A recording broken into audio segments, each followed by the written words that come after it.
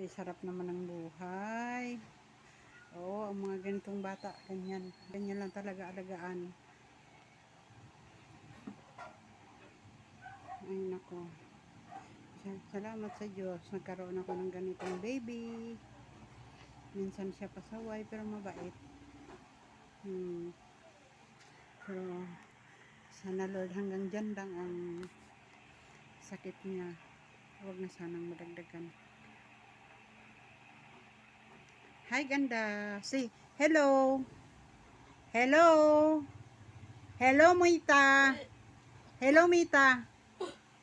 Hello, Mita. Kainom siyang gamot. Kasi kung di pa inumin, panay sampung epilepsy, ewan ko lang kung saan makakarating. Salita na. We wish you a Merry Christmas. Dali na. Kanta. Ito ang ayaw niya. Yan, pag nagagalit siya ganyan. Laban, laban. Bawi, bawi.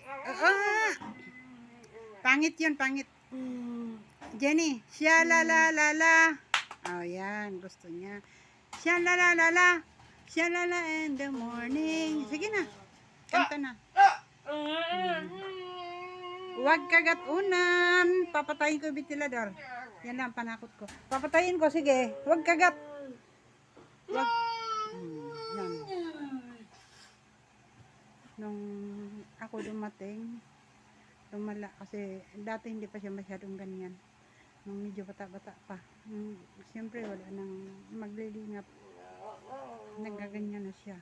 Pero hindi pa siya masyadong ganyang mataba. Pero kung hindi naman ako mag-abroad, ano gagawin ko? Paano ko siya bubuhayin? Tagal ng patay ang tatay niya. Kung siguro hindi siya ganito, baka ako'y hayahay na.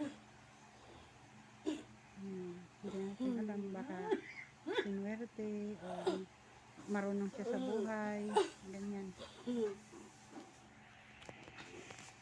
Pero wala tayong magagawa, hindi tatanggapin ang bigay ni Lord. Hi!